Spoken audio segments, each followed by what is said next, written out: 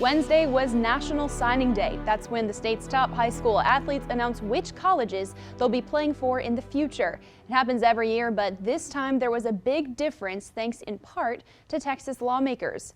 During the regular session, lawmakers approved legislation to let Texas athletes profit from their name, image, and likeness, also known as NIL. That means they can get paid for things like autographs and commercial endorsements. The NCAA recently relaxed its rules to allow the practice, but individual states have had to pass laws to make it happen. When the bill came up in a Texas Senate committee, the bill author warned that sports in the state could suffer if lawmakers did not act.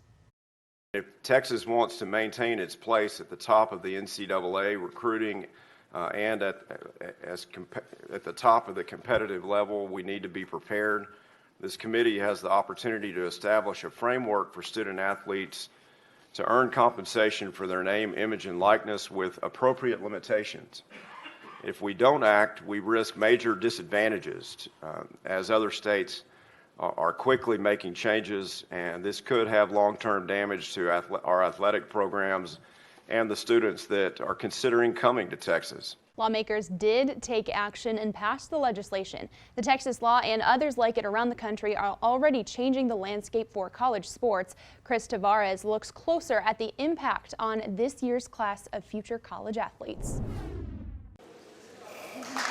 Up until this year, signing day has typically just meant a chance to play at the next level.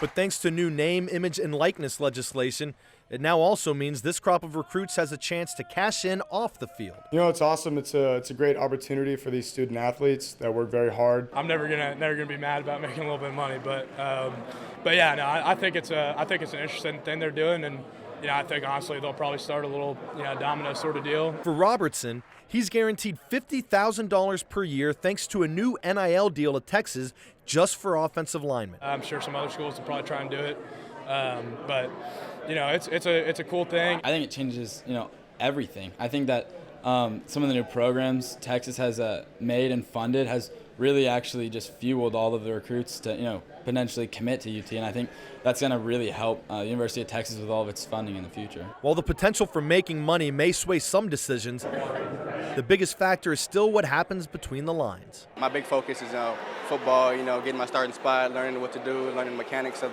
Pittsburgh, and that's really it. To me, it's definitely not the most important thing, not anywhere close to the most important thing. I would still be coming to Texas if there was no NIL deals or anything like that. For me, it hasn't changed really anything. I know that I'm there to play football, and NIL will just kind of, it'll come and go based on how you do, and it's not a guarantee. Chris Tavares for State of Texas. More than half of the states in the country have passed NIL laws. There's also a push for federal legislation. There are a few restrictions of note in the Texas law. It prohibits student athletes from endorsing alcohol or tobacco products. The law also bans endorsements of sports betting, casino gambling, or sexually oriented businesses. The legislation also includes a requirement for student athletes to attend a financial literacy workshop. Thank you again for joining us for State of Texas this week. I'm Maggie Glenn. We'll be back next week to bring you an in-depth look at Texas politics.